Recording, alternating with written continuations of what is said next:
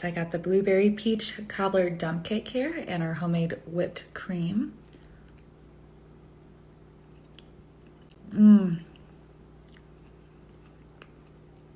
So good. Oh my gosh, it's so good. The sweetness of the peaches and a little bit of tang of the blueberry. And that whipped cream is just a perfect amount of flavor and sweet.